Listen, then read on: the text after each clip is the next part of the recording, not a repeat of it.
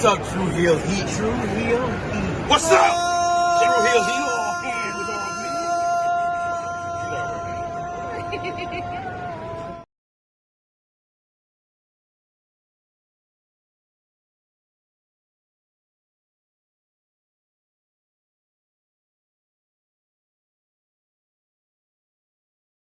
Hello everyone, it's the hardcore legend Mick Foley wishing a nice day to everyone there, right there at True Heel Heat. Yeah!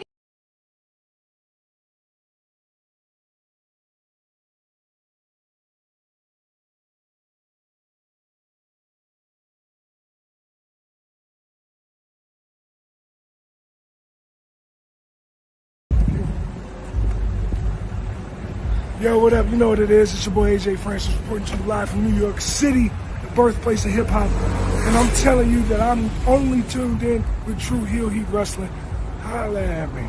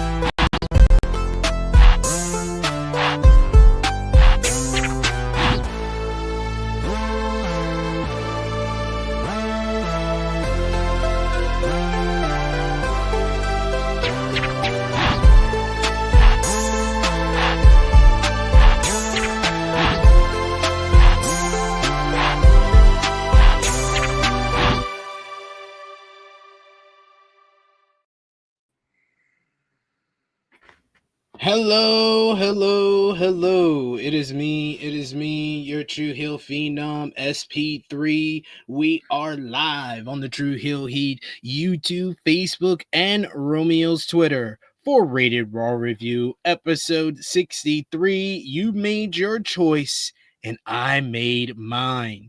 Discussing last night's April 14, 2025 edition of Monday Night Raw on Netflix as only we can.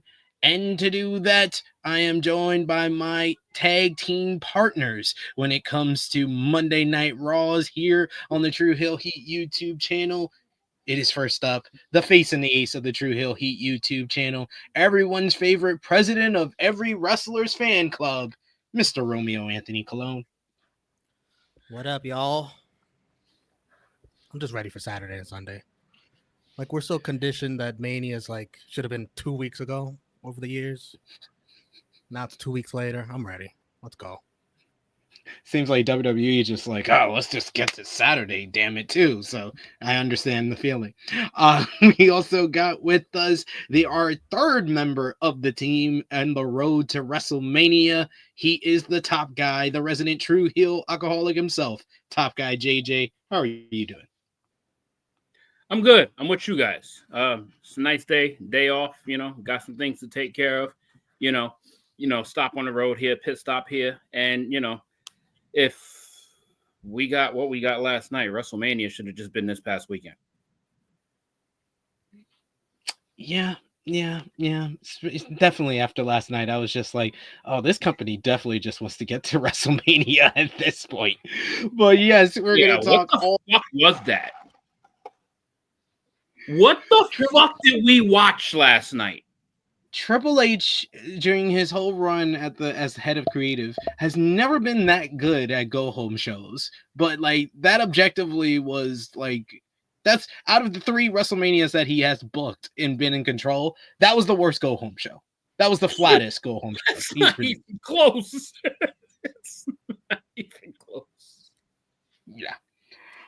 But we're going to discuss last night's Monday Night Raw as only we can. We appreciate y'all for joining us live. Appreciate y'all if you're watching us on demand. Either way, show your appreciation back the simplest way possible. Let's drop the thumbs up on this video. Let's share this video with all your wrestling fans, friends, and family on all your favorite social media platforms. If you are new to the True Hill Heat YouTube channel, hit that subscribe button. Hit the bell to stay notified for all the great content here. It is WrestleMania week, so we're hitting you with 8 straight days of content to enjoy around the big shows on Saturday and Sunday. So this is our second day of content. We got also our exclusive interview for True Heels BTR with Joey Janela dropping later today as well. But we appreciate y'all for joining us for Rated Raw Review. And of course, if you're with us live, you can sound off in the live chat. We love to interact with all of you. Hear your thoughts on last night's go home show ahead of WrestleMania 41. Give us your thoughts, whether it's good, bad, or the ugly. We want to hear from y'all. But of course, if you're feeling generous, you want to get back to what we do here, you want to show your support to the True Hill Heat YouTube channel and the contributors, you can send a super chat donation. Any dollar amount matters. It goes back to the contributors that you see on screen with us here. And we always appreciate the support. We got Vala B in the chat. He says, at least for Mania, Hunter tries to make a go-home show feel like a go-home show. I don't know what you were watching. I mean, I was home, so I guess it made me want to go home and stay home. Yeah. Definitely didn't do what I think a go-home show should be about, making me want to see the show on the weekend. This did not do that for me. Well, a go-home show is supposed to be the rah-rah, like, yo, everything is intensified to like level 10, and we ready to get to the nights. Feel like we need a couple more shows. I don't know. I'm already ready to go. Like I didn't need a show last night. Like I've been ready to go for 2 weeks. So, but the fact is that the company feels like they didn't want to do the show last night either. Yeah, the point is we just went 2.5 hours of time that we didn't need. Like, bro, I'm seeing like guys that on the show wrestling that are on the card Saturday and Sunday. I'm like, just please don't get hurt. Please don't get hurt. Please don't get hurt. And they're going freaking a little harder than they should. There was no shot of anybody getting hurt. These were the I hope not. Matches I've seen on TV in quite some time. I mean, this was literally like the preseason game. This was like a preseason game. This is two-hand touch. We got G Log who says, what it do at THH? Smash that like, and please explain, what did I watch last night? Good, I believe. Let me know, cuz I mean, if you thought it was good, more power to you. You know, like what you like. I'm not gonna be a dick about it, but I didn't like it. Put it like this, G. This wasn't the worst show, and that's usually the worst kind of show. Is that blah show, but it wasn't terrible. Like, there's gonna be stuff to talk about, but we could have gone like without it, and nobody would have missed it. Yeah, that's I agree. I want Jimmy McRam said it best. If you can't be exceptional, you have to be exceptionally bad. Those are the two shows that I like to discuss: exceptional shows or exceptionally bad shows. Exceptionally blah shows, this is gonna. That's a kind of, I guess, spoiler alert to what the rating is gonna be later. But you know, All right, so we should be out of here in an hour. Let's be done by 2. I said this. I really want to know what AI Romeos think behind you. Can I get a comment from the AI Romeos? What do you guys think? Well, they enjoyed the show. They got nothing to say. It seems like one looks like he's just the one on your right looks like he's just like over it, and the one on your left looks bored as hell watching. One looks like they watched SmackDown, and the other looks like they watched Raw. That's the best way to explain it. Tell you what, we all look great though. They're all just looking at you like we're just ready to move on. That's a Saturday. Annika says, "How is Cody not there? Cena will be on SmackDown, but still, I mean, they're gonna save the final build for Cena and Cody when they're both there on SmackDown." Yeah, and Cody probably sort of run down to this card. He was like, "I'm good." Yeah, he's like, "Roman's gonna be there. All right, I don't need to be there. I'm good. You're fine. I'm good. You're fine. I'm good. You're fine." Cody spoke on Friday. Yeah, exactly. We got a super chat donation here from our boy Vala B. Thank you so much, Vala B, for the support.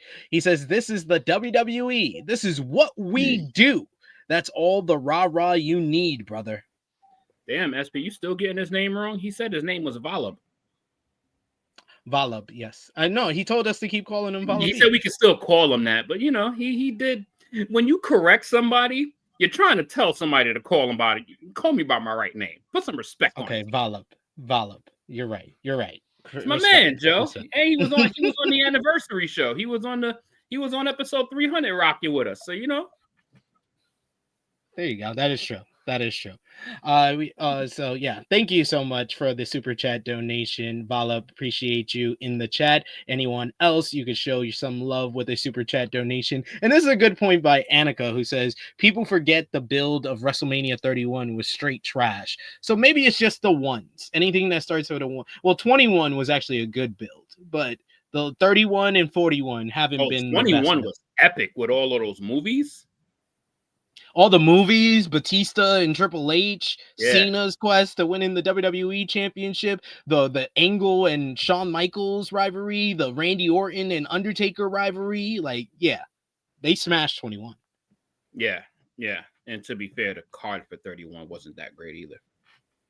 But it over-delivered. It did. The Levi Stadium crowd was nice. Yeah. But let's get into last night's Monday Night Raw. Unless you want to bring up the news of the day, Romeo? Well, just another prediction that I'm pretty sure I got right here. Mariah May always wanted to be in the big time WWE. That's her dream, not really AEW. And Tony Khan, you got to learn from this, Tony. Like, come on, man. You cannot be pushing these stars you got unless you got them locked long term, locked down. Then you go to the moon with them. That's what you do. Come on, man. You got to learn by now. You set up. You made Mariah May. Let's at least you could have let me at least set it up for you, because you just went into your whole diatribe about you saying you're right. I feel like you shilled yourself into being right, but. The news of the day is that Dave Meltzer and Brian Alvarez on the Wrestling Observer radio said that people in WWE reportedly know that Mariah May wants to join the company. Meltzer said, "I know from people in WWE, they know Mariah May wants to go there. I don't know when her contract is up. Everyone seems to think that it's in the summer." Brian Alvarez followed up by saying that he's talked to people within AEW who also believe that Mariah May is on her way to WWE, that she's WWE bound, and that yes, her contract expires this summer. And then you could have went with the whole diatribe of you thinking that you were right. I was right. I did call it. It didn't take a rocket scientist to know that that's her dream, just from what she writes, her own words. Like, they're not going to disappear. That's her dream. She wants to be in WWE. She wants to be a big star. She loves Triple H. She's a mark for Triple H, so she wants to work for him. I mean, she did put up a whole post saying it's going to be WrestleMania one day. Yeah. She put that up. at WrestleMania 38, so it's not like spoiler alert. Yeah, it's not. That's why I put on Twitter. I was like, it's not entirely surprising. It's more concerning for AEW because this is a trend of people using AEW as a stepping stone to go to WWE, and it's not 100% a good thing for WWE because they're very slowly becoming what they were at the end of the 2010s, where they're trying to grab as many people as possible, and you're not going to be able to keep everybody happy, and we're gonna get bigger talent cuts as a result of this. Because they're picking up both. They're probably picking up both Mariah May and Jeff Cobb in the next couple of months, which means people are going to trickle down. People are going to eventually have to be cut. And guess who's about to be a part of those cuts too? Haven't seen them in a couple months. Fortunately, it looked like the Wyatt 6 is going to get cut. Ooh, that would be wow. That'd be like, damn. They haven't even been vignetted. Someone was hurt. Was it Bo? Uncle Howdy. Yeah, but he's been healthy for like 2-3 months now. After Mania, too late to get him. Too late to get him to do something. But hey, Mariah May, she is gonna be outstanding in WWE. Oh man, her character work. That means we got to find a show in AEW so I could do a meet and greet with her for the low. Before she goes, she's running out of time. Yeah, I gotta go. Yeah, I gotta find a show in New York. I gotta shoot my shot.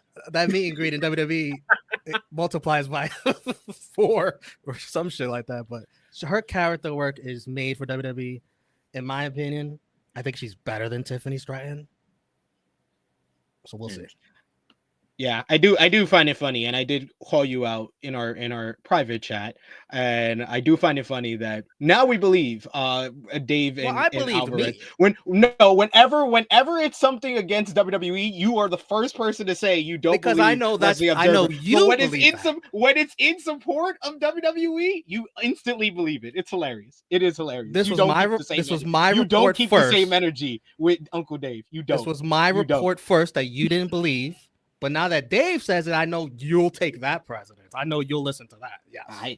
I never said I believe. I literally just you were right, Romeo. The news. All I want is a simple. You're not right, You're on the right track, Romeo. At least that you're on the right track. You're not right. You're not right. It's something that Alvarez and Dave Meltzer said.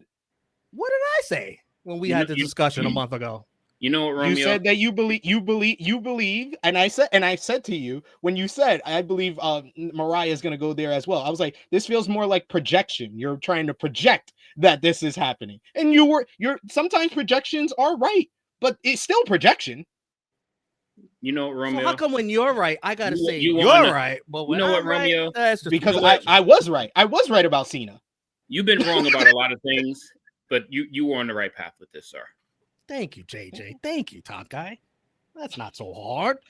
You can't appease his ego. It's just you're feeding a monster. You know, part of me does feel we've roasted this man for about a month and a half.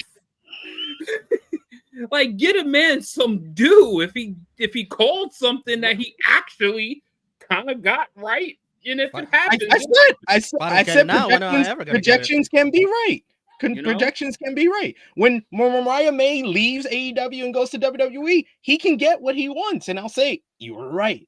But I'm not going to go off of Dave Meltzer, and I'm going to keep the same energy with Dave Meltzer and Brian Alvarez. I always take whatever they say with a grain of salt.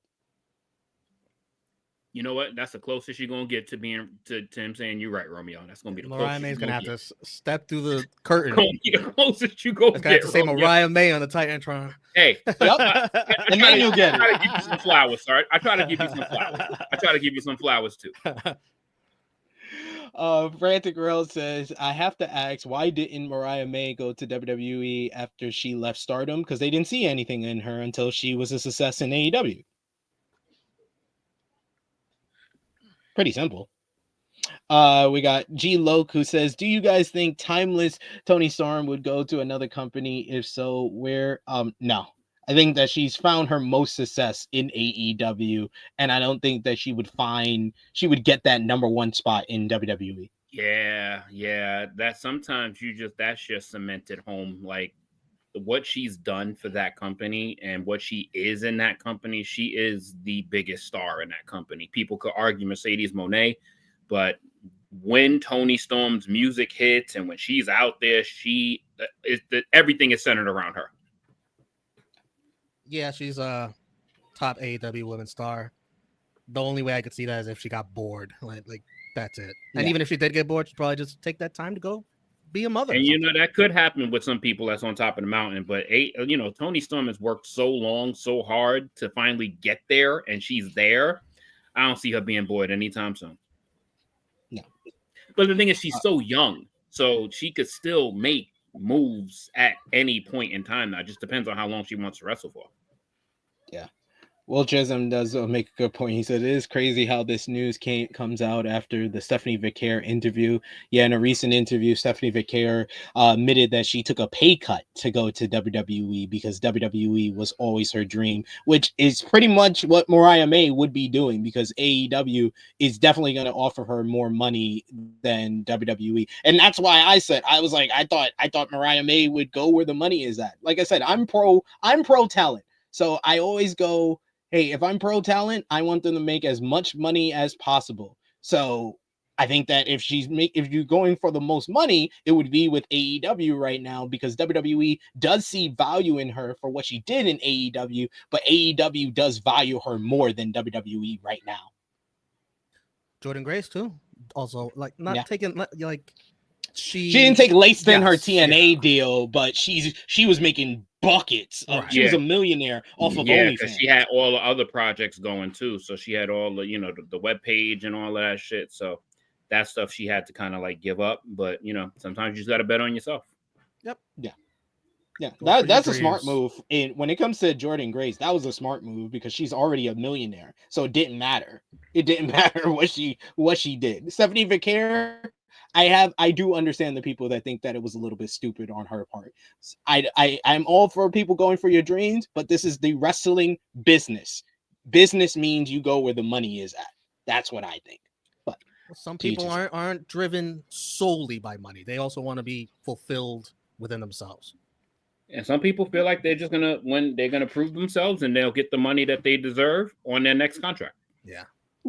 Yeah, and she probably will, based on how she started her career in WWE. So far, so good. Yep. All right, let's get into last night's Monday Night Raw. Of course, we'll talk more about Mariah May and where she's going, where she's bound in depth this Saturday on the True Hill Heat flagship podcast. So join us for that. Special guest this Saturday, 10:05 a.m. Eastern Time. Dutch Mantel will be joining me and the True Jaw Josh. So join us for that, as well as we'll be doing the last final predictions for WrestleMania and Stand and Deliver with the good brother Steven Jensen as well. So 2 guests for you this Saturday. So join us for that.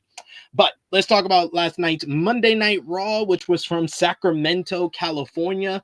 What did y'all think about the crowd last night in Sacramento? I will just put it out here first. This crowd sucked. Romeo?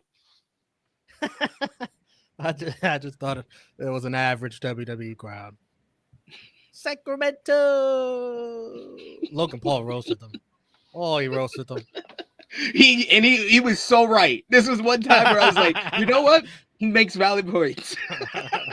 JJ, what did you think about the crowd last night? They were in attendance. Sheesh. That's really harsh from Sacramento. Dude, it was so weirdly quiet for a crowd, a WWE like crowd nowadays to be that quiet during the first match of the show. It's like none of them know who any of these people are, and that WrestleMania is like 6 days away, and they just, and that shit hurts shows, man. That shit hurts shows. And whatever. Like, y'all not LA. Y'all, that's why the Kings are gonna leave there soon. I'll be back when the Lakers beat the Kings in May, but y'all ain't gonna make it that far. No, they are not still alive in the playoffs, Michael Cole. They're in the play-in. But we do have a super chat donation before we get in the show proper. Thank you so much, Chase. Thank you, JC. This is why we do what we do, Romeo. He says match of the night, SP3 versus Romeo. This is the longest term story in wrestling podcasting and wrestling YouTube today. Chase, thank you for the super chat, but oh, so thank goodness. So somebody needed to take the mantle, because for the first 100 episodes, it was me and SP going at it every week. First 100. So, you got a few more weeks to do this, but listen, give him everything you got, because he is one stubborn bastard. I do. I am. I can admit I am. Get that on a t-shirt. The S in SP3 stands for stubborn. You know what? You could make a shirt out of that. There we go. You could make a shirt out of that. In the style of Braun Strowman. One stubborn son of a bitch. We got so we see Jey Uso, Penta, Judgment Day, CM Punk, Seth Rollins, and Paul Heyman all arriving at the building. Michael Cole and Pat McAfee welcome us to the show, but before they continue with the rundown, Gunther, the ring general, comes down to the ring. Michael Cole is very surprised by this, as he was meant to interview Gunther later on in the show, so he leaves the commentary table to meet Gunther in the ring. The crowd is booing Gunther very loudly to start the show as he spoke, and he was in a bad mood over Jey Uso, and he called him full of crap after what he had to say last week. The crowd starts yeeting, which just upsets Gunther even more. Gunther called himself the greatest gift this company ever received. He had been a champion for 80% of his time in the company and was the greatest world heavyweight champion of all time. He refused to let somebody like Jey ruin that for him. Gunther wanted Jey to enter their match with more confidence than ever, because it wouldn't matter. Gunther would put him down for the 4th consecutive time.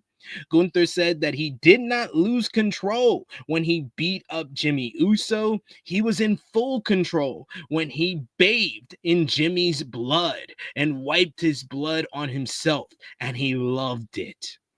Jey should pray to the Lord that he was in control, because if he wasn't, he would have drowned them both in Jimmy's blood. Gunther looked forward to calling his mother, calling back to Jey's promo from last week, telling her how much he enjoyed beating the ever-living hell out of Jey Uso and walking out of WrestleMania as still the champion. This right here might have been Gunther's best promo of his WWE career.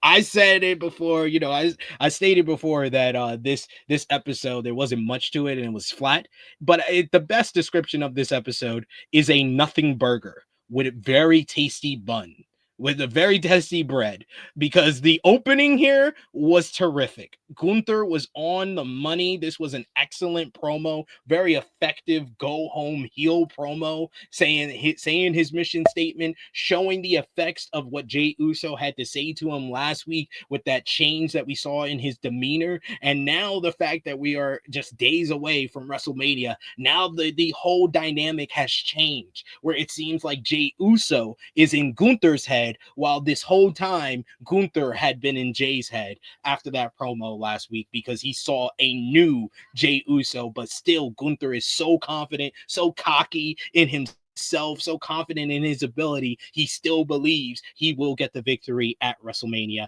This was superb. JJ, what did you think? See, this is what a go-home show was supposed to feel like. So this was, so again, so there's gonna be good parts of this show. And this was one of them. Like, this is the Gunther that I think people wanted to see weeks ago, and it just kind of picks up more and more steam. It was just, I think the element of being like too playful and all of the run-in attacks and all of that, and not taking the match seriously and everything, it was kind of like hurting just the feel of the match. But over these last 3 weeks, this definitely feels like a championship blood feud. So I love his finish. I love his complete demeanor switch. And he was relentless. And that version of Gunther is going to be a multiple-time champion. This was fantastic. Like, this was fantastic of him.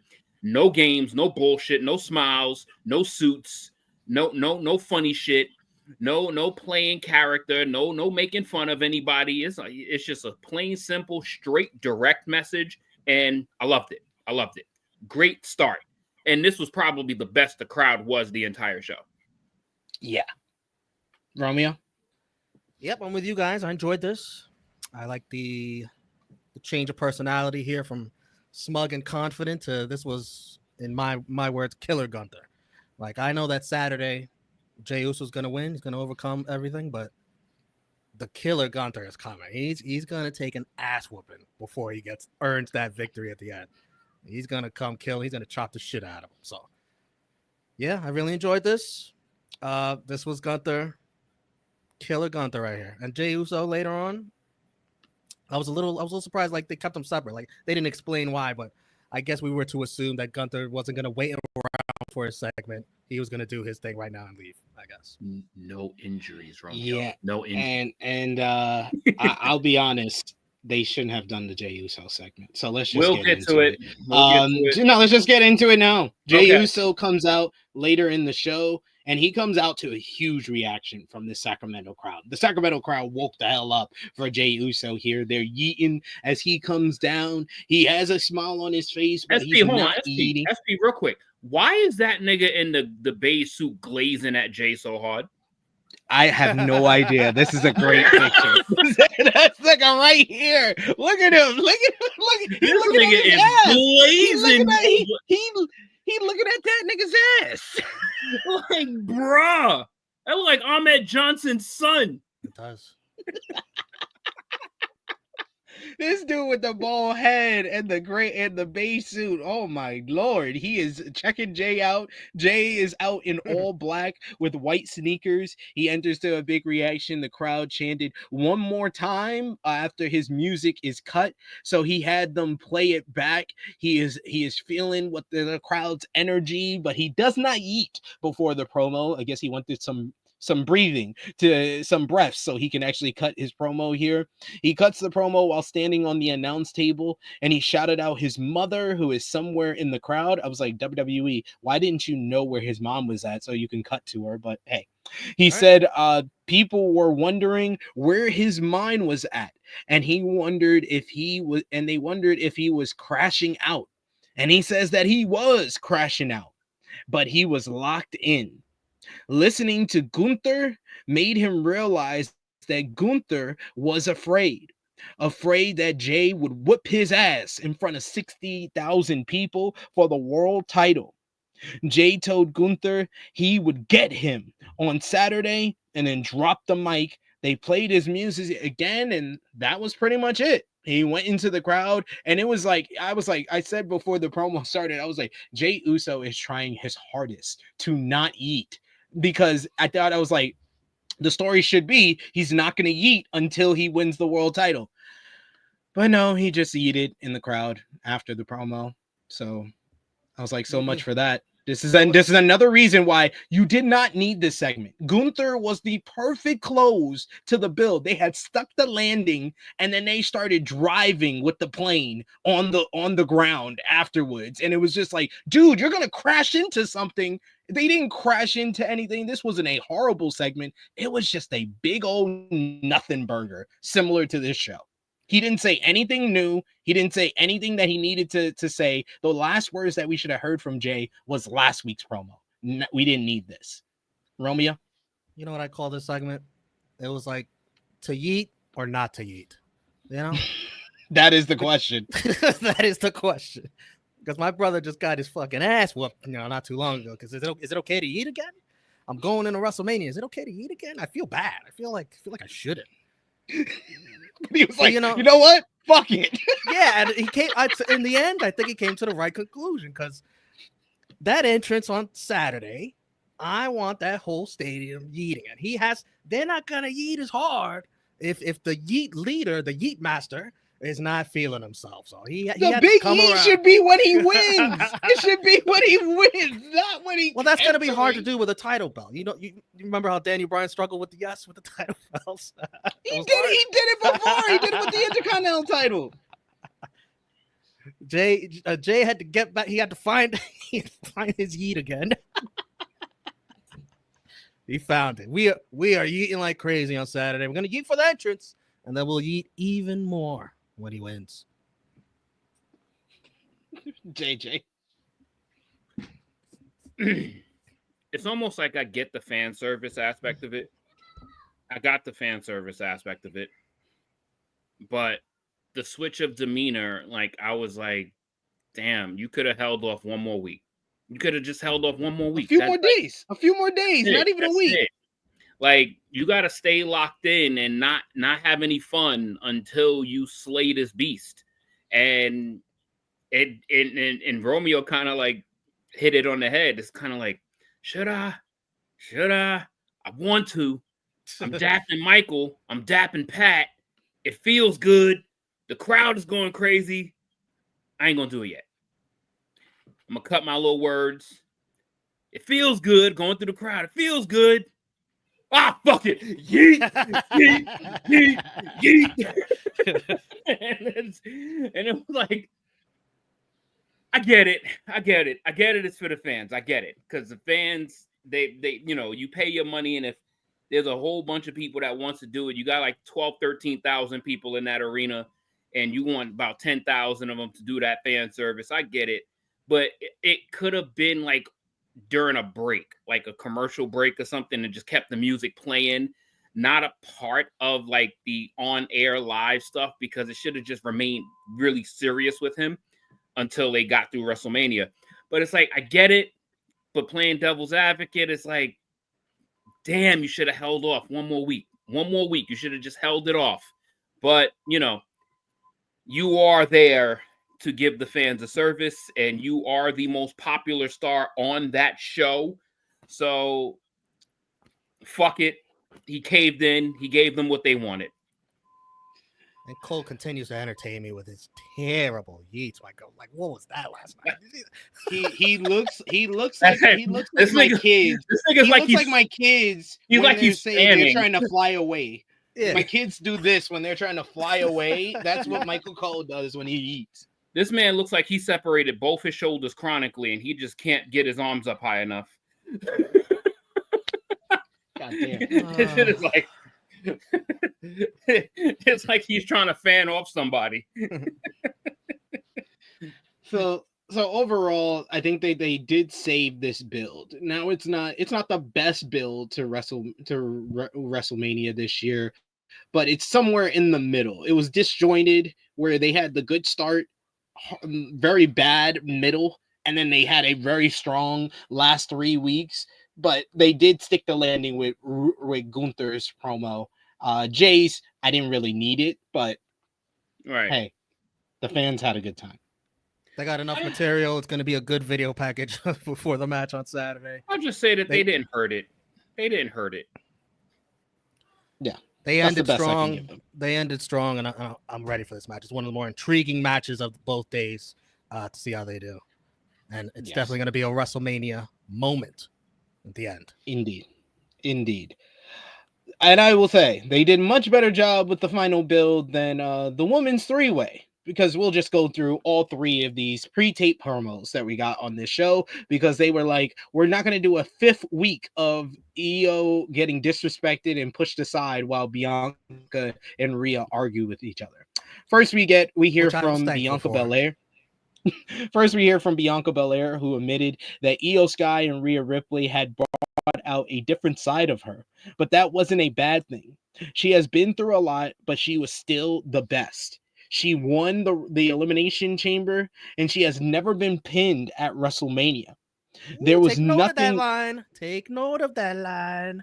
Exactly. The key line, because I seen a lot of people recaps. They keep in their recaps. People are saying that she said she has never been beaten at WrestleMania. Right. No, she didn't say that. She says she has never been pinned at WrestleMania. Remember That was the that. key here. That was the key here, which may have made me change my prediction Yep. for this matchup. Yep. But she says she's never been pinned at WrestleMania, and there was nothing they could do to stop her from winning the title at Mania this Sunday. Then we get a video package from Rhea Ripley. Rhea Ripley says that she didn't appreciate Belair making her look like the bad guy. She told Io Sky to cherish every moment with the title while she could. She only gave her the opportunity at the championship because Io was pouting and complaining, so she gave her a title match, unlike what Io did for her. Belair would find out what it felt like when Rhea Ripley was really the bad guy, and she would walk out of WrestleMania as the WWE Women's World Champion. I think the strongest of these pre-tape promos was actually Io Sky, though. Maybe it's because I had to take the time and make notes because it's all in Japanese, but hey, it was still really good and really well done. I always like the pre-tapes from Io Sky. This was in Japanese. She said Rhea Ripley and Bianca Belair kept pushing her aside, but they were forgetting that she was the whole reason they were fighting in the first place. She has the one thing that both of them want, and that's the WWE Women's World title. The Sky was done being ignored and forgotten. She has beaten them both before, and in particular, she's beaten them both for world titles and would do it again. After WrestleMania, they will never forget the name of Io Sky, Women's World Champion. Yeah. Like I said, I thought Io was the best of the bunch. This was well done, but still, it's very much felt like a flat ending to the build to their rivalry. They pretty much have done whatever they're going to do, and I think that once the bell rings on Sunday, this is going to go down as one of the best matches, or if not the best match of WrestleMania weekend. But I was a little bit underwhelmed by the pre-tapes overall. JJ, what did you think about each of these promos? No injuries.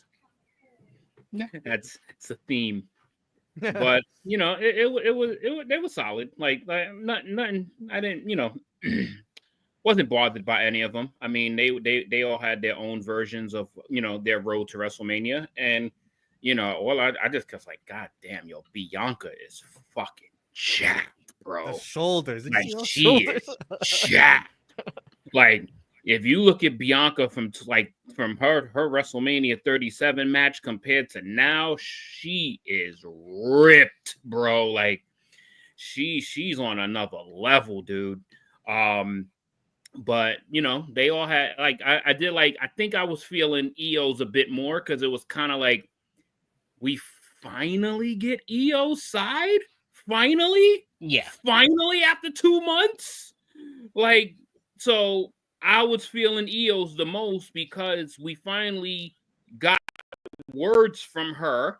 Too bad it wasn't in front of a live crowd, but I think it was probably preferred for her that way so she can actually get a whole promo out and, not have to struggle with it or mince words or try to figure words out and stuff like that. And the point went home and got across. Rhea's was probably the worst of the three to me. But they were okay. Like they were fine. Like they didn't bother me. Romeo, what about you? I agree. I preferred this over any other kind of reiteration of what they had been doing the past couple of weeks with all this buildup. So, and Io, I hope she wins. I feel like the story calls for Io to win this and earn that respect from Rhea and Bianca. I don't need to see Rhea win. I feel like Bianca is better served being in the Naomi Jade stuff and heading towards a darker path. Bianca, I feel like that's better for her than being world champion right now. And the whole WrestleMania line, like she's undefeated at WrestleMania. We know that. So at first I'm thinking, she's going to win. But then she drops that line, I haven't been pinned.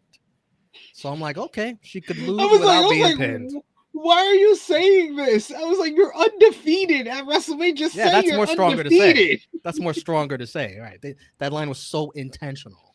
because they're gonna come back to it. They're gonna come back to it. Bianca's gonna say, you know, I've never been pinned at WrestleMania. She could keep up this streak that she has in her head, you know?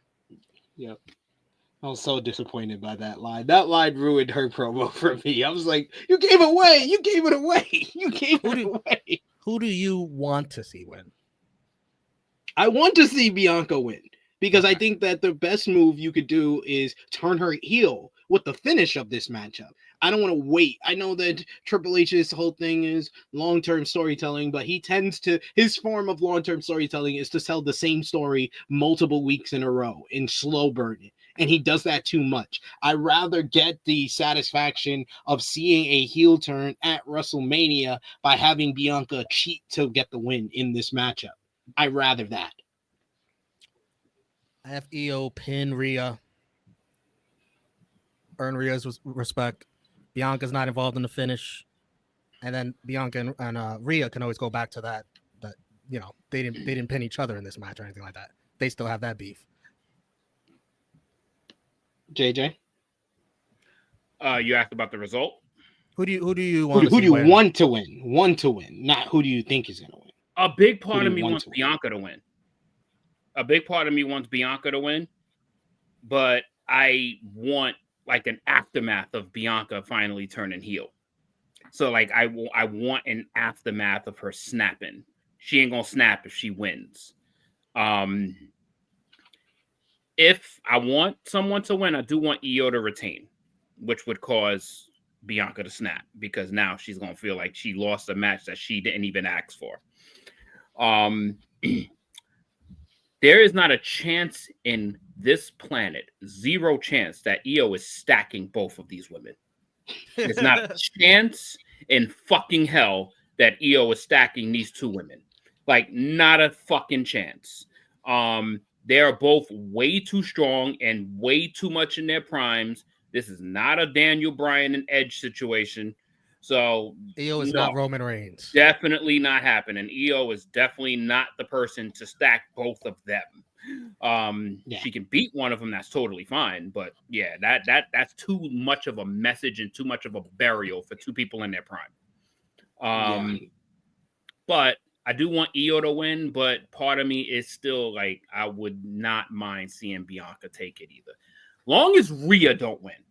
We all agree we don't need that right now. No, she held it too long anyway. But we had our opening matchup that started about like 8:19 p.m. This was a long time before we got our opening matchup. Probably another reason why the crowd was kind of dead for it. But it was Bayley going up against Liv Morgan, a preview of the WWE Women's Tag Team Championship match on WrestleMania Sunday.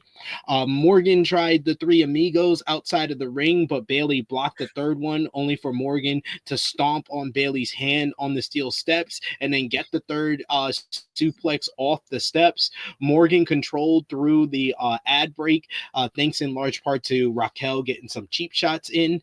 Things slowed down as Morgan applied a rest hold, and then we came back from the ad break. Bayley hits a knee strike and then avoided, but Morgan avoided the sunset flip powerbomb and drove her into the turnbuckle. Morgan countered Bayley a couple of times before Bayley got a knee strike and then the sunset flip powerbomb in the corner for a 2 count. Morgan hit a code breaker on the apron, followed by a drop kick off the apron, and then put her back into the ring for a 2 count. Morgan tried something off the ropes, but Bayley caught her, hits a stunner, and then the Bayley to belly. Bayley would have had it won, but Raquel Rodriguez put Morgan's foot on the rope. This led to Lyra Valkyria attacking Raquel from behind. Raquel gave her a big boot, and then Bayley was able to take care of Raquel by giving her a stunner in the ropes. As the referee was taking Raquel out of the ring, Morgan hit a code breaker, hit a backstabber. Then she went for the Oblivion, but Lyra held on to Bayley, so Bayley was able to reverse. Bayley then got the jackknife pin for the 1-2-3 to pick up the victory over one half of the Women's Tag Team Champions. So the challengers have some momentum heading into Sunday.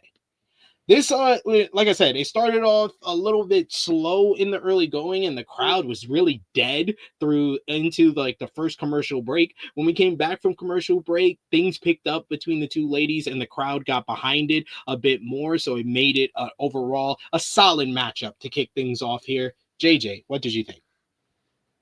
Yeah, I think you hit all the points. I will say, and I want to give credit where it's due. I think Liv is really improving in the ring. Like, I think she's I've always known that she's been one hell of a bump taker. Like she bumps just about as well as any woman on the roster. But yeah, solid. It was a solid match. Nothing to write home about, but it was solid. I wasn't the biggest fan of Bayley winning because now it kind of like makes me feel that they might not win at Mania. Like it's I kind of knew they weren't gonna win at Mania. They're not a real tag team. Yeah. So it kind of like builds her momentum just to shoot her back down again. So it's just it was a cool match. Like it was nothing to brag about, but it happened and it was okay. Not too bad, but nothing to write home about either. Romeo, I enjoyed the match, and to piggyback off JJ's point at the end there, I feel like a lot of this show, like, just gave away who's winning this weekend. Like, anything that happened on this show, the opposite is going to happen at Mania. That's what I felt every segment. Almost, yeah. This one especially. There's no chance now. No chance. Like, you can't even try to make an argument or think that Bayley and Lyra were going to. And just off of that, because I wasn't here last week, I don't like this thrown together tag team, Bayley and Lyra, contending for the tag titles. Like, Lyra, you have the women's IC title. I'd have just made that the match at Mania. Her and Bayley, the one they did last week. Let them have their own little thing. The women's IC title does not need to be in the tag team picture. It makes no sense to me. I'm not a fan of that. I would have given something else for Liv or Raquel to do instead of these two. Well, Romeo, your boy Paul Levesque, you might call him Uncle Paul. He is when he's not a 5-match merchant, when it's a big show, he's a 7-match merchant. So he can't have more than 7 matches on each night of Mania. Not a fan. Not a fan. We did get a bit of a show-long narrative as we saw Paul Heyman backstage awaiting the arrival of his tribal chief, Roman Reigns. Then we get into our second matchup on the show, which was Rey Mysterio with the LWO going up against Julius Creed with American Made in his corner. This was surprising to me that this was Julius Creed's first singles match on Monday Night Raw. Yeah, Early on, these guys were having an even matchup. They were fighting on the top rope when Chad Gable dropped Rey on the top rope, crotching him. LWO returned the favor when Julius Creed went for a superplex on Mysterio. This led to the referee throwing both groups out from the ringside area. And then we got a really good matchup after that. We had Julius Creed. He had control during the commercial break, and like in the opening match, he held a rest hold right before they came back from the ad break. Rey made his comeback. Rey sent Julius out of the ring with a Hurricane Rana, and we got the spot of the whole entire episode as Rey did his sliding splash out of the ring, but Julius caught him and held him high in a suplex position before walking up the steps to the apron. This really got the crowd behind this matchup here. Julius tried a charge after that spot, but Rey dodged it. Julius went shoulder first into the ring post. Rey hit a Hurricane Rana off the ropes, followed by the 10 punches in the corner, and then a DDT for a 2 count. El Grande Americano then ran out from the backstage area, leaped on to the apron. Ray tried to rip his mask off, so Julius put Ray in a cradle, but he kicked out at 2. Ray shoved Julius into Americano and then knocked Americano off the apron. He followed by hitting Julius with the 619 and then dropped the dime, the springboard splash for the 1-2-3. The crowd popped big for the finish here again, and this was a very fun matchup between these two. Julius Creed showed his worth, showed out in his first singles match here. The babyface outsmarting the heels like in the first matchup. A post-match, the heels got the advantage as El Grande Americano. He had a loaded mask and hit Ray with a running headbutt. LWO tried to make the save, but Americano laid all of them out with headbutts. Then within a slight assist from Julius Creed, he used a loaded headbutt on Dragon Lee and then followed up with a diving headbutt onto Rey Mysterio to stand tall ahead of WrestleMania when they go one-on-one. Like I said, very fun matchup with Julius Creed really showing out in his first singles match, and Rey Mysterio at the age of 50, still one of the best in-ring performers on the entire Monday Night Raw brand. He always delivers in these spots. So what did you think about this match here, Romeo? Yeah, I agree with a lot of your takes. I'll never sell my Julius Creed single star stock. I believe in that man strongly. Rey Mysterio, nice little tune-up match for him before Saturday. And once again, telling you who's going to be winning on Saturday, in case you didn't know, Rey Mysterio. I think we see the unmasking at the end of the match on Saturday for sure. And we see whoever this dastardly person is underneath El Grande Americano. He'll have it coming to him on Saturday, whoever he is. I need Chad Gable to have on face paint underneath the mask. You know what we should have had?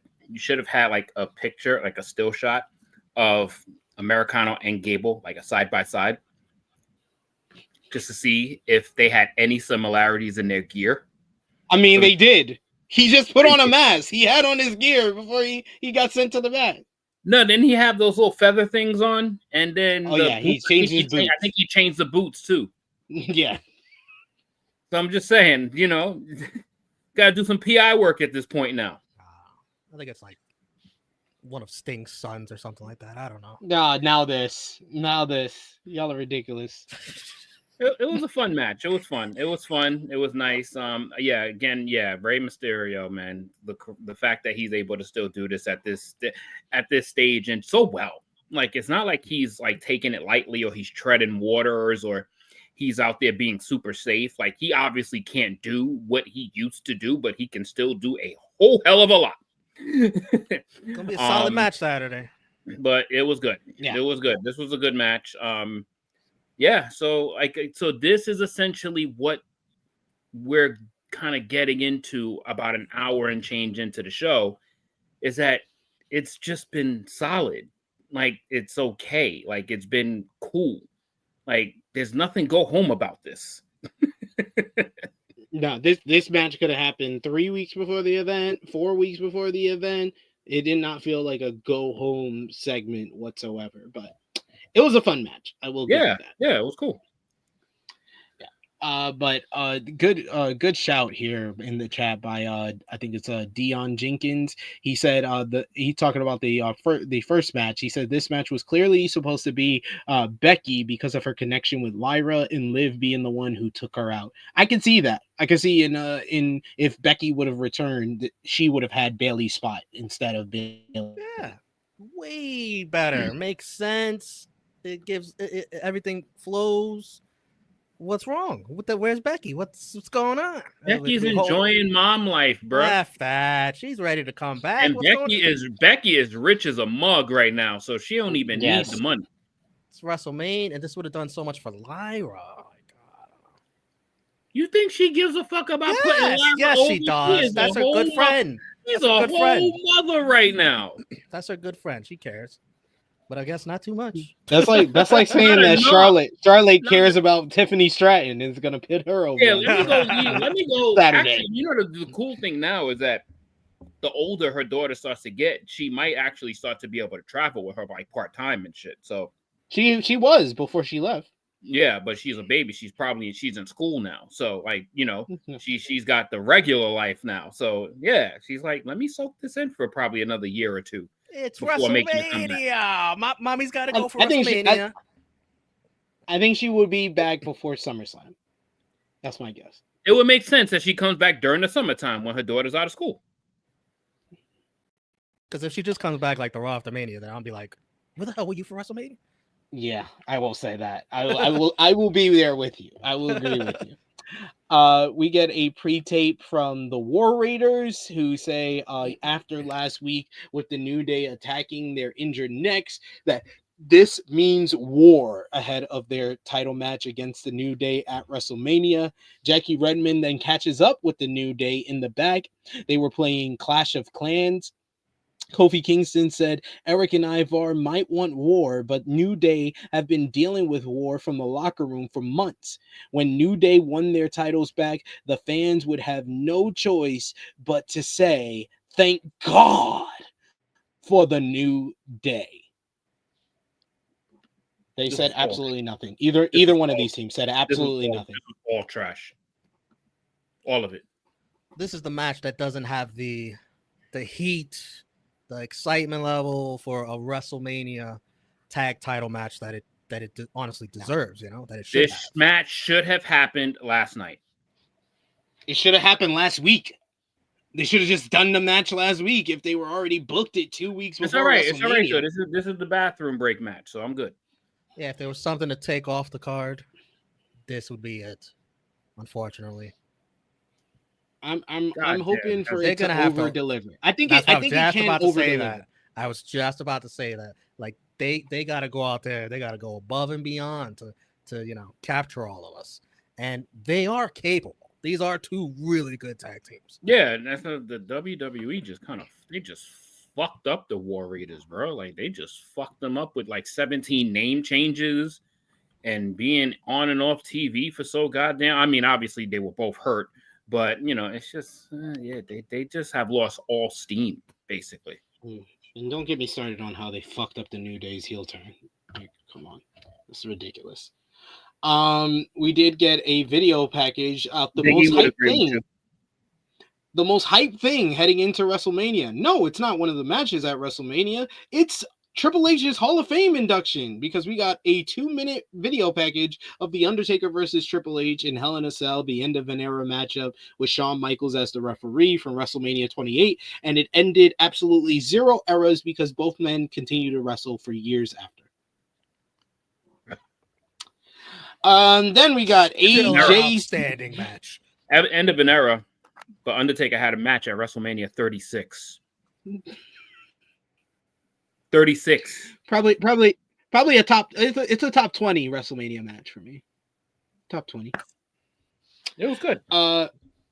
We got AJ Styles next, going 1-on-1 with Romeo's boy Karrion Kross. Karrion Kross came out to his old theme music, the same music I saw him come out with on WWE Main Event. He had tights made for this matchup that were actually made by AJ Styles, basically his gear maker. And quickly we got Kross quickly taking control of Styles thanks to a cheap shot by Scarlett. For the third straight match in a row, we get the two wrestlers sat in a rest hold before we go to the after we're coming back from the ad break. Styles did not immediately make a comeback following the ad break as Kross hit a DVD for a 2 count. Styles began to fight back by kicking Kross in the leg. Kross tripped and played it like he was hurt for real, but he was faking and then laughed about it, and that led to AJ Styles getting pissed off after he was mocked by Kross. He started firing off. He dropped, but Kross dropped him with the DDT. Kross tried for the clothesline from behind, but AJ ducked it and hits the Ushigoroshi. He then follows up by hitting him from the apron, which leads to this great shot of Kross smiling because he knows the end is near as AJ finishes him off with the phenomenal forearm with Kross's hands behind his back, because all Kross wanted to do is to bring out the evil ways of AJ Styles, because he feels that AJ is the one that needs wants to win against Logan Paul because he has fought hard being a pro wrestler and shouldn't let an outsider come in and beat him on the grandest stage. No. The only reason I know this story is because Kross has AJ on his parlay. That's why I need him to win. Well, that too. But the only reason I know this story is because Kross has been doing a great job of hyping a matchup that he has nothing to do with at WrestleMania on social media. Not because they have told this great story on camera. Because the whole story between Logan Paul and AJ Styles is they're going to have a match at WrestleMania. How do I know that? It's because Logan Paul came out after the matchup and he entered on the stage. He said the people of Sacramento weren't cool enough to live in Los Angeles. Good point. And weren't smart enough to live in San Francisco. Also a good point. He complimented Styles' win and says that they would cook at WrestleMania. Oh, he just made that word so uncooler. He wanted to show everyone why they would make money at WrestleMania, and all he did was take it over to another video package on this goddamn show, and it was a video package talking about how he's a viral sensation and all of his highlights from his WWE career so far. Styles called him a smartass and told him to get in the ring so they could start WrestleMania early. Kross tried a sneak attack, but Styles was able to see it coming and fought back. He fought both of them. He fought both Logan Paul and Karrion Kross off. He laid out Kross with a reverse DDT, but Logan caught him with the loaded fist, knocking out Styles. He lifted him up and delivered the pulverizer to stand tall ahead of WrestleMania and have all the momentum heading into, I believe, Sunday is when their match will go down. This is what all the anti-AEW fans or WWE fans call random matches on AEW Dynamite. This is exactly the apt description of Logan Paul and AJ Styles at WrestleMania. It will be a heatless banger. It will be a good match, no doubt, but it has no heat and no story whatsoever going in. Romeo, what did you think about Styles versus Kross and the post-match with Logan Paul? Oh, I loved my guy Karrion Kross, man. What great character work this was. Getting the gear done in the style of AJ Styles, then mocking his injury, trolling him by doing the same exact thing that AJ got really hurt with on his ankle, faking him out on that. And then the end, putting his arms behind his back because his job here was done. Very good character work from Kross. I enjoyed this match just for that alone. The aftermath, Logan Paul. I'll say the only good thing of his promo was that he cut to a video package of himself, which I thought was very heelish. So that was a good job. But you're right about this. Not a lot of heat to this match. We just want to see them, cook. But Logan Paul shouldn't be the one saying that. We're gonna cook. I'm not here to have a good match. I'm here to win and have a payday. That's what you should be saying. Exactly. He's always the smartest guy. I loved when before the Royal Rumble when he says, everybody always talks about having to eliminate 29 other guys. I just have to eliminate one guy because he's all about winning. So for him to say we're gonna cook at WrestleMania, I was like, ugh. So this is same feeling that I get when Kenny Omega says he's bringing the feeling back on AEW Dynamite. Same feeling that I get when Cody Rhodes talks about how his dad was a babyface and John Cena's a heel. I hate when they use insider terms or say they're gonna have a good matchup. That just takes me out of it. Let JJ go, and then I have a question for both of you about this match. JJ, you might want to cover your ears, Romeo. Oh, what did I do? I hated everything about this. This whole point, this whole element, this whole thing is garbage. I don't like this is all so pointless, and it angers me every week that AJ Styles is subjected to this bullshit. The match sucked. The message sucked. Promo from Logan sucked. They have no synergy. They have no connection. They have no chemistry. And Karrion is trying. He's trying to do the Lord's work here, but unfortunately, Karrion is not the Lord, which is coming out garbage. This is all a waste of time, a colossal waste of time. And I just want better for AJ Styles. And I'm going to say this shit every week that I'm on here until AJ Styles gets better, because AJ Styles deserves better than this shit. And this shit has been dog shit. This match is going to be good, yes, but goddamn, what the fuck are we getting prior to it? All of this shit is hot garbage. This shit is dog water. I'm sorry. Fuck all of this. Fuck every element. Fuck the messages. Fuck the little Easter eggs. I don't miss me with all that bullshit. None of this shit means nothing. You should have covered your ears, because I don't give a fuck. Yeah. If you don't agree with me, I don't care. But this shit It sounded like you almost said Karrion Kross was the best part of all this, but it's still. No, I mean, did I get that same thing? Here's what he wants. Like, it's all dog shit, but Karrion Kross at least you take trying. that as you want. You take what it is you want. This whole element, including Karrion Kross, has been dog water. I liked Karrion Kross in this. I didn't like part of all this. He's trying, but he's now falling into the mud. He's falling into the mud of this bullshit. Like, I much preferred him when he was in Sami Zayn's ear. I much preferred when he was in other people's ear. But AJ Styles don't need any of this shit. This shit is so, like, it's like they're trying to find something, and none of this shit is working for him. Sami did. I want to know if AJ has AJ re-signed. I don't know if we ever got confirmation of that. I don't know. Annika says, I truly believe AJ's last match ever will be in AEW. I mean, I would hope, because I don't see WWE ever having him high on the card or having him in like a showcase matchup that has any type of substance. And I think he needs to start to feel that. Like, I think he needs to start to realize it and understand that, especially when he comes back. He's back from the injury now, and he's been basically put in a mud of shit. Now, hopefully, when the new calendar year starts, we'll see if he contends for anything.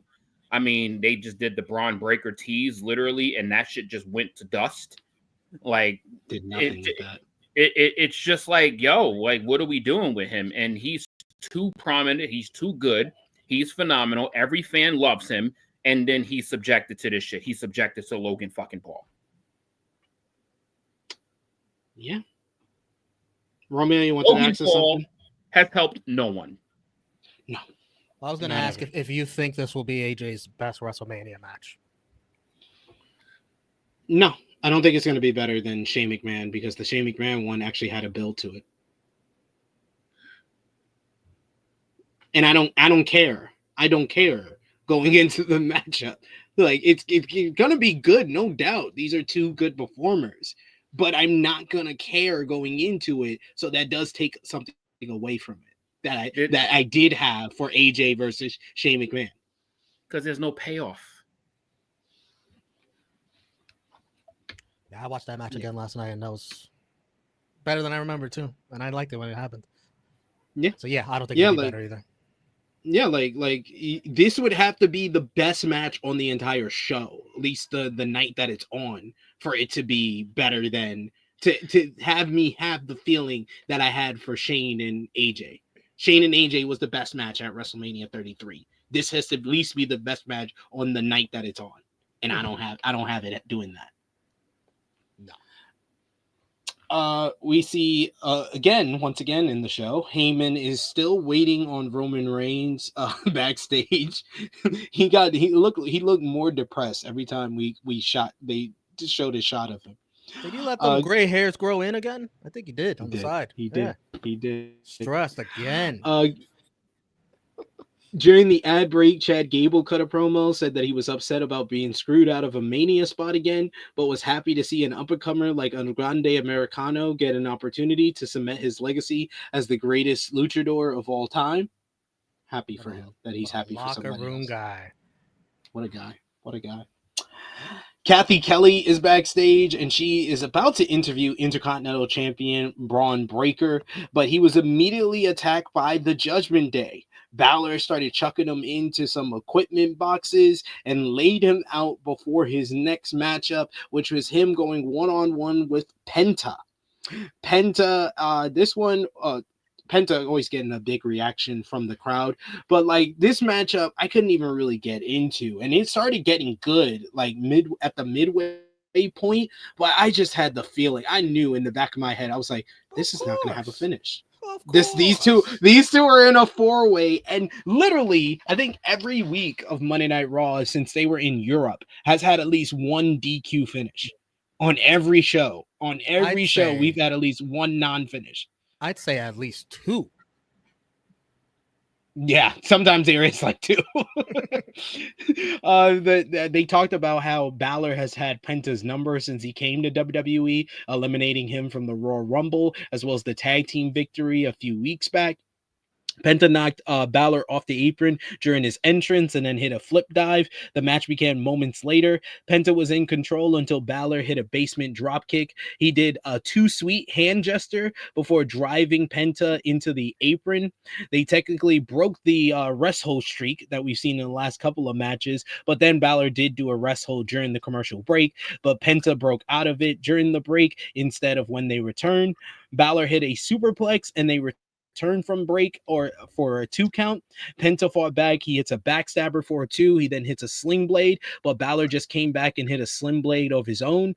Penta avoided a running drop kick and hit a Tutawara backbreaker. He snapped Balor's arm with the sacrifice, but Balor countered a Penta driver into a roll up for 2.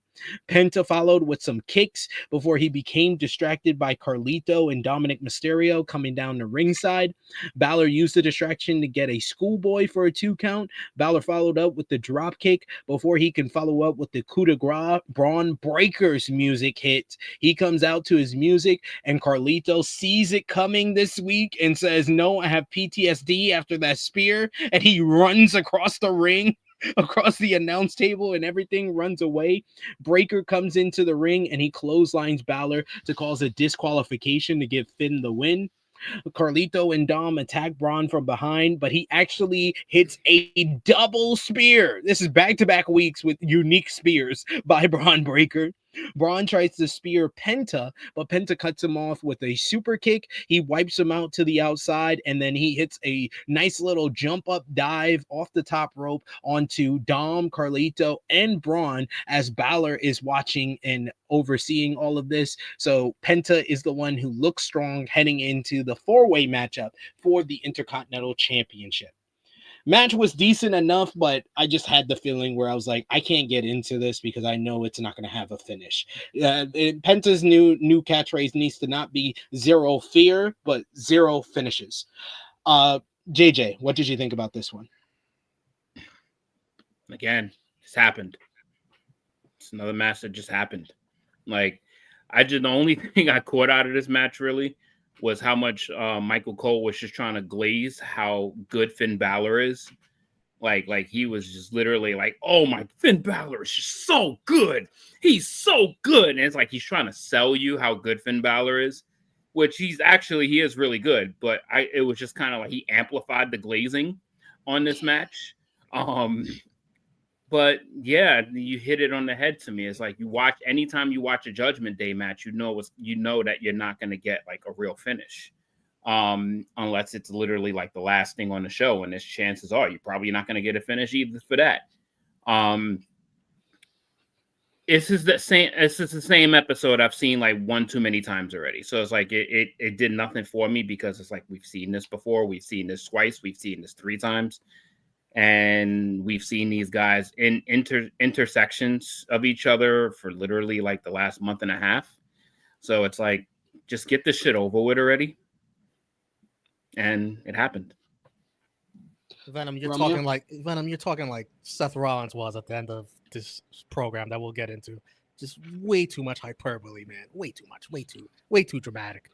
Yeah, there's been worse builds to WrestleMania, and not even Annika. I don't even think it's WrestleMania 31. I think like WrestleMania 32 did not have a bit. I think like the 30s had a couple of them that didn't have the greatest build to them. The match was fine. I like you. I'm not expecting a decisive finish. Expecting a schmoz, as it usually has been. The spear was cool. You're right. Back-to-back weeks with Braun. Good spears. I would have spent, as far as this match goes, to make it more intriguing for Sunday, right? This match is on Sunday, I believe. Yeah. Yeah, I would have leaned more into the drama between Finn and Dominic, which they didn't really play into much last night. They've dialed that down. They dialed that down quite a bit over the last couple of weeks. That's the more intriguing part that you should have been really driving home for this match on Sunday to me. We didn't get much of that. Now it's just kind of looking like, I don't know, Braun's gonna win. F Dominic and Finn and all that stuff. They'll just be continuous losers.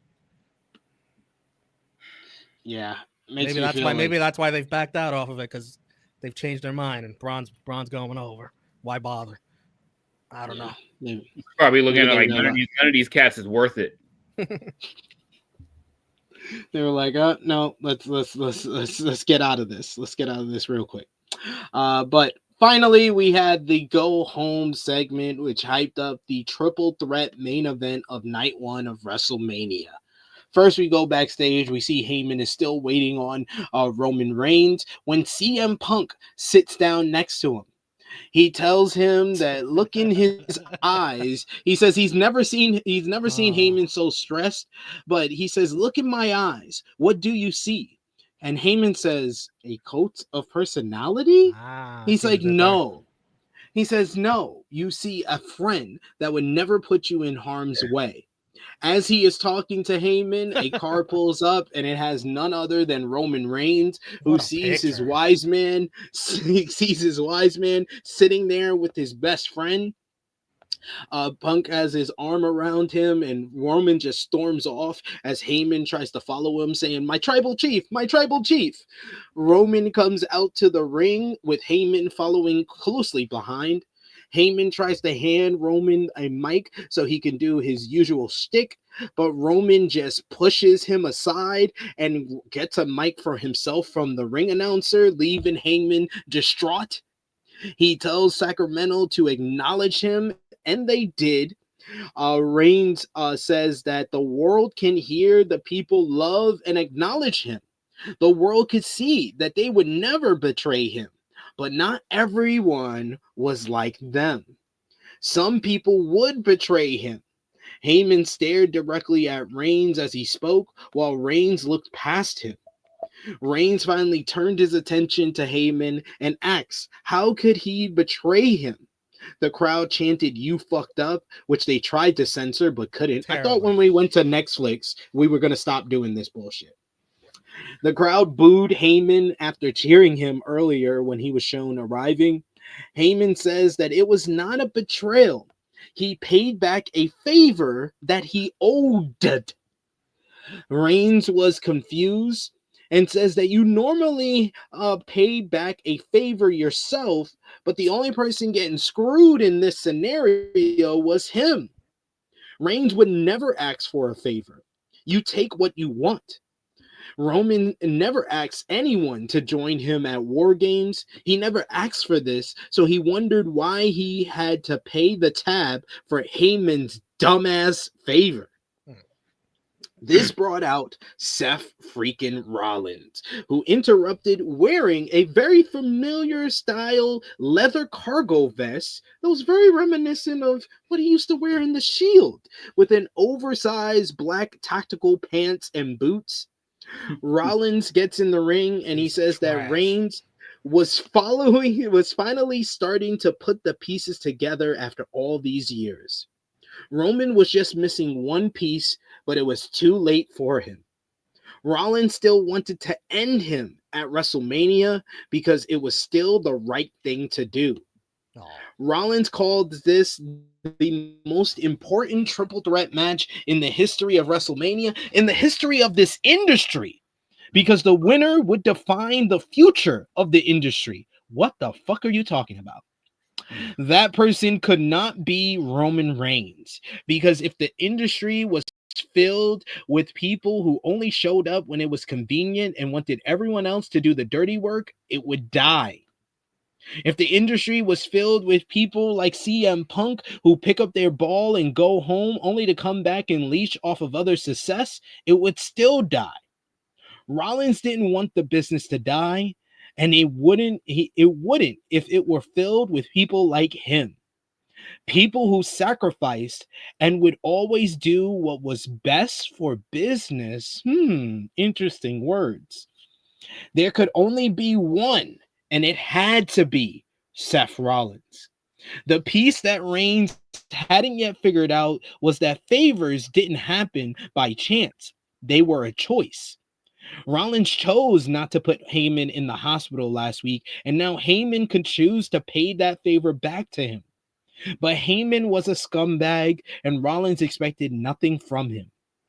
Heyman chose to be in Punk's corner. It wasn't just a betrayal. Heyman was choosing, and Roman had to figure out why he was choosing Punk over him. Reigns says that Rollins was actually right. Heyman made his choice, so now he had to make his. Boom. Reigns decked Seth Rollins at this point, shoved him into the ring post shoulder first.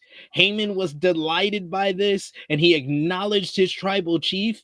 However, Roman responded by pie-facing his wise man, shoving him to the mat. Heyman was absolutely shocked by this. As CM Punk's music hit and he ran out, he attacked Roman Reigns, clotheslined him over the top rope. Punk then checked on Heyman, only to turn around to Roman hitting him with a spear. But in the best part of this closing angle, Roman did not get the last laugh for long as he was beating on CM Punk and stood over him. Seth Rollins came in with a steel chair and gave us a callback to the Shield's breakup. Asshole. Hitting him right in the back, standing over him with steel chair. Rollins in his oversized boots then delivered stomps to both CM Punk and then Roman Reigns as Heyman looked on in horror. Seth Rollins stood tall with chair in hand to close Monday Night Raw ahead of this Saturday's WrestleMania 41.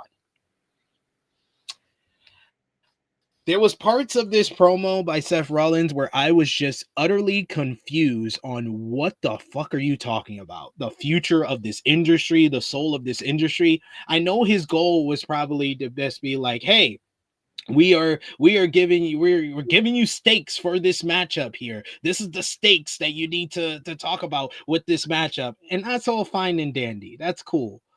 I just was like, you are overblowing this. This has nothing to do with this.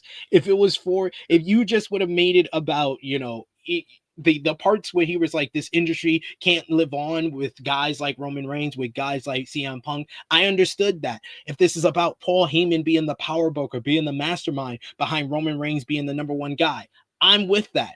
The whole soul of the industry and this is for the future of the industry crap, I was like, you're overblowing this, bro. You're overdoing this a bit. This is a bit much, I might say. But otherwise, I think that everybody played their role perfectly here, and this was a good closing segment. And this was the only other thing besides Gunther on this show where I would say this was very good. Top guy JJ. Yeah, this one to me was a lot better than last week's with Seth and Paul. This one had, besides the industry and biggest in history of the end, all that bullshit, I was like, yes, miss me with all of that. But the getting into Roman's head was actually like really, really good. That was really well played when, like Seth was spitting facts there. Like favors are choices to give. Yeah. And Roman was also right because Roman never asked for anybody at War Games. He never asked for the help. Paul went above Roman's head and got CM Punk to put Roman in debt. So all of that shit was straight factual. I was like, damn, this shit is true. Like, this shit is true. Roman never asked for CM Punk whatsoever. The only person Roman truly asked for was Seth Rollins. Like, that was the only person that he actually, like, kind of asked. And Seth shot it down. And Paul, without even consulting Roman, went to CM Punk. So now Roman owes you a favor on behalf of Paul Heyman? The fuck? Like, my tribal chief was 1,000% right with that. Like, I acknowledge you because my boy was spitting facts. Like, the fuck am I paying for your stupid decisions for? Like, I didn't ask for this motherfucker. I could have gotten anybody on the roster and not be in debt to you through you. Like, you know what I mean? I could have given you a match. I could have given you a tag match or something. But yeah, like, so a lot of truth telling, like good interaction between the three. And, you know, now Paul's feeling guilty on all three sides because Seth is now in his head.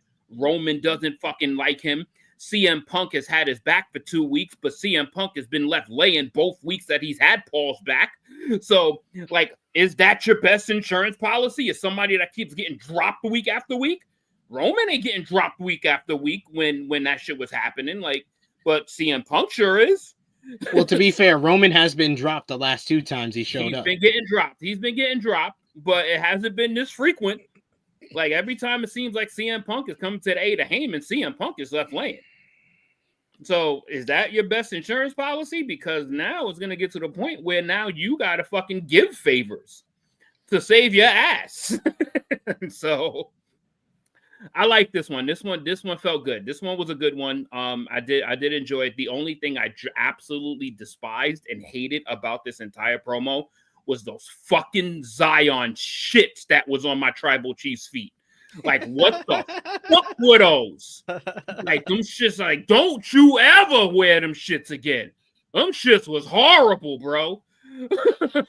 Like, don't go from brick by bricks. Don't go from the brick by bricks, my guy, to them bullshits. Them shits look like fucking rejects. We do have a super chat donation here from Chillin' with Chase. Thank you so much, Chase, for the support. He says $10 for the 10th main event that my tribal chief will participate in the main event. Thank you, Roman, for granting CM Punk's wish and once again dragging that leash, Rollins. I acknowledge you. Yes, 10th WWE, not 11th, 10th. I'm trying to acknowledge my tribal. There we go. Yeah. Oh, by the way, did you know that this Saturday is CM Punk's first ever WrestleMania main event? Oh, thank you, WWE. I was like, oh, thank you. Thank Yeah. you. It's not like this has been about the whole story. Chase, he needs to fire that custom maker. Because them shits was Bugatti. Them shits was Bagash trash. Them shits was basura. Yeah, Romeo, what did you think about this closing segment? Love this segment. Thought it was a great go-home segment for their match on Saturday. Roman Reigns was really good, and this felt like the end of an era. This felt like Roman Reigns officially parting ways with Paul Heyman for good. To me, in my eyes, I think Paul Heyman will effectively be with CM Punk going forward. Or I don't think he's turning for Seth Rollins, but I think the Roman dynamic is officially over, and Roman will be on his own going forward. That's what it felt like to me with that pie face and saying goodbye. Roman got betrayed in his eyes once again. And Seth Rollins, you know, as over dramatic as he was, speaking in such hyperbole about this match, making it so dramatic, to me, even though it's annoying, it fit his character of just how delusional he has become. And I cannot believe that these fans still cheer this man when this guy has been such an asshole. Like they're chanting for Roman, and then Seth Rollins comes out and he's talking all this shit, and they're still singing his song after he hits him with the chair. They're still singing his song, bringing back the Shield PTSD. Like, I cannot believe this guy is still getting cheered. It boggles my mind. Like, but it drove home the fact that Saturday night, Seth Rollins' character has been so annoying. I want to see Roman and Punk beat his ass. If Seth Rollins wins on Saturday, I am going to be upset. I am going to be upset. Yeah, you make a good point. For all the, like I said, I did not like some of the promo from Seth because it did not make a whole bunch of sense. And it was just like propaganda bullshit a lot. It was just, that's a good word. Yeah. It's just propaganda bullshit to try to make the match seem bigger than it really is. But I will say, Seth Rollins has been the best promo of this build. He's been cutting the best promos, and he's done the best character work of this entire build out of all three guys. I'll give him credit. He has been the MVP of the build-up to this WrestleMania matchup, but him looking strong, he is the one that needs this win the most. So I wish they would have done this differently to make, Roman hasn't stood tall in any of this quite yet. Punk really hasn't. He looked strong after the favor, but like Roman could have been the one who stood tall here to give us more doubt that he's not going to win. But now I'm feeling that it's either going to be Roman or Punk winning on Saturday. As annoying as Rollins has been to me and heelish, like I do agree with you though. I can also say at that same token, he's been very effective on the microphone in building this match and saying what he's saying. As delusional as I think he may be, he's been very good at his role, which I find is a heel. But obviously the large amount of the audience does not at all. Like they're still cheering this guy. But the key thing that he said in the promo, I'm best for business. Who was the last person who said that? John Cena after the Royal Rumble. And then Seth did an interview recently where he said, he was asked, would you align with The Rock and John Cena? And he says, yeah, I would do anything that if it makes sense to the story. So I could see a world where Seth Rollins is the reason why Cody Rhodes loses on Sunday. Win, lose, or draw on Saturday, I can see him getting involved once again in the WrestleMania main event and costing Cody Rhodes to align with Cena, because it would make sense to have a full-time star connected to Cena since Cena is not going to be here week to week. Oh, boy. I mean, according to his schedule, Cena's going to be here a lot over the next 3 months. So he's going to be here the Raw after WrestleMania and Backlash. That's the only two things he's been. So I saw the May and June. He's going to be at a heavy May and June. Listen, Seth Rollins selling out again would be hilarious. and it would make him a hypocrite. It would make him a hypocrite. That makes him a better heel. But yes, that is heel shit. Yeah, that's the way you get Seth Rollins out of this feud. Paul Heyman, in my opinion, I think is going to screw CM Punk, which is going to cause a blood feud between CM Punk and Roman. Yes. So I think that's where we're heading. Heyman is with Rollins, or no? Heyman I think you're taking too much into this segment, because I agree with Chase. Roman's done this before. Roman gave a Superman punch to Heyman before Heyman screwed over Brock back at Royal Rumble 2022. Yeah, that's exactly what I was saying. Is that I think that Seth Rollins is he's gonna be the odd man out. He'll probably have one more promo like telling everybody he was right, and then it will be him moving on to what his other pasture is going to be. And CM Punk is going to be the most upset of everyone, because he's going to be the one that gets screwed by Paul Heyman. And Roman Reigns will probably be the victor in this match because of a screw job. I think Roman and Heyman are done. I don't think so. I think CM Punk wins. I don't think so. I don't think so. I've had Punk winning this for a while, but now I'm thinking that Roman is pulling the fast one. To have all this and then just have Heyman go back with Roman is just, to me, is lame. It's time to go in a new direction. We shall see on Saturday. They're too perfect together. I'm fine with it being over. I like the idea of Roman feeling betrayed again. It always happens to him. I like it. Let us know in the live chat. Final call for super chat donations. Thank you so much to Chase as well as Vala for sending your support. And of course, anyone else who wants to send their support. Final call for that. But of course, let us know your match of the night, your MVP, your LVP, whether you gave this show a thumbs up, thumbs down, thumbs in the middle, and out of 10, what did you give this week's show? For me, Romeo and JJ in 3, 2, 1. Kind of in the middle here. I'm going to give it a 6.5 out of 10. JJ? Yeah, I'm right there with you. So I'll go like 6.25.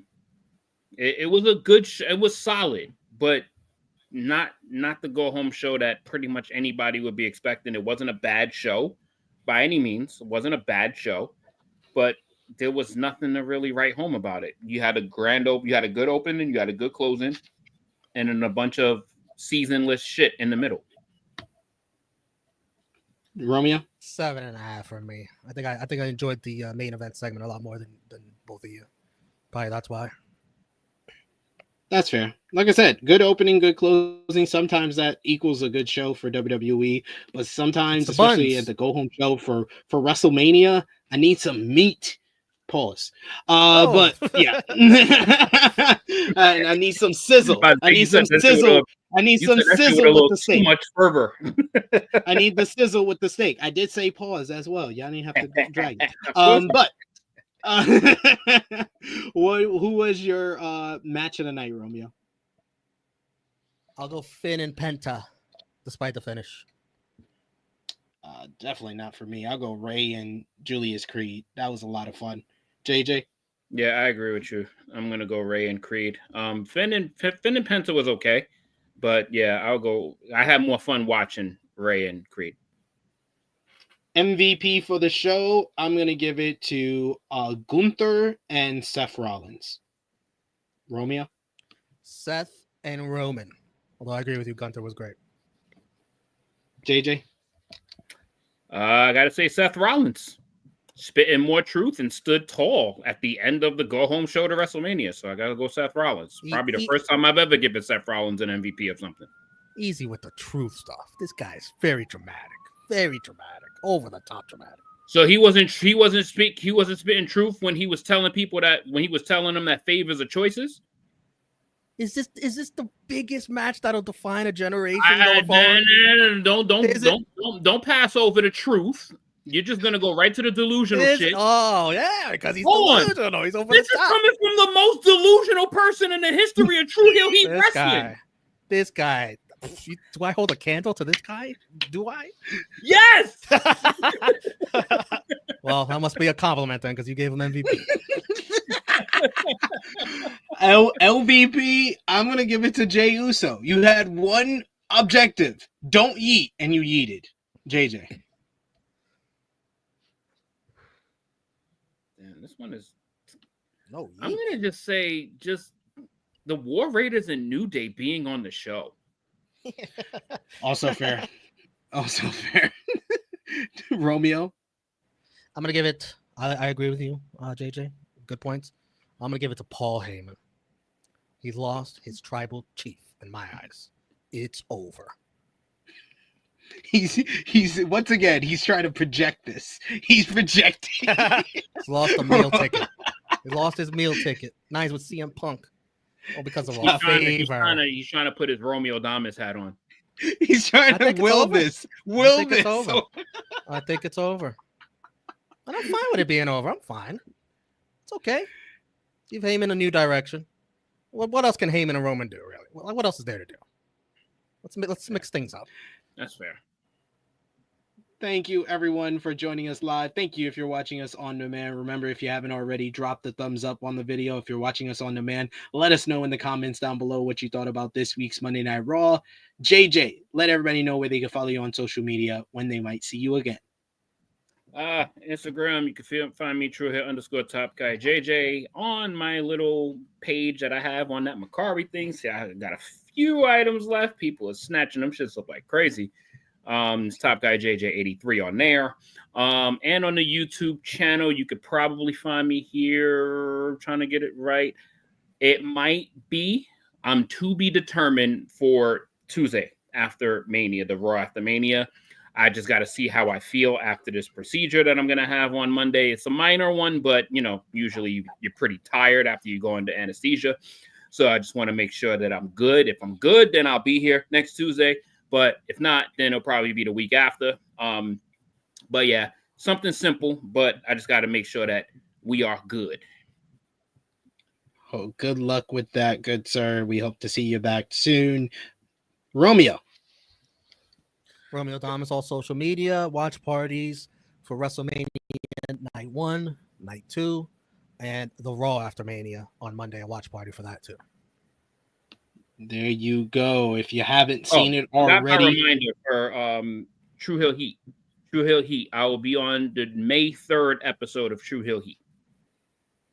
Nice. We will see you then. But if you haven't already, that is our lineup for this week, for WrestleMania week, our busiest week of the year. We got coming up at 7 p.m. Eastern time, our interview for True Heels BTR, Between the Ropes, with Joey Janela, talking all about Joey Janela's Spring Break 9. We talk about the big matches. We talk about his retirement matchup, Sabu's retirement matchup against him, no rope barbed wire, his history watching ECW, and his love for WWE and WWE ID. So check that out, coming up at 7 p.m. Eastern time. If you haven't already, check out our NJPW Windy City Riot 2025 review with myself, Sanal, and Jay News from yesterday. And check out me previewing Progress Wrestling, Progress Las Vegas, coming up this Thursday in Las Vegas for WrestleMania week, where I broke down the card. Check that out. I will be back live here tomorrow, 1:05 p.m. Eastern time,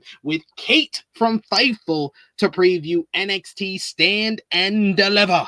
We're going to talk all about the card and preview and give our predictions for every single matchup. So join us live for that tomorrow. We got our WrestleMania 41 preview on Thursday with me and Maggie. Maybe some more guests as well joining us for that. So be on the lookout for that as well. But until then, for Romeo, for Top Guy JJ, it is me, your True Heel Phenom SP3. This has been Rated Raw Review number 63. You made your choice, and I made mine for the April 14, 2025 edition of Monday Night Raw. We are signing off until next time.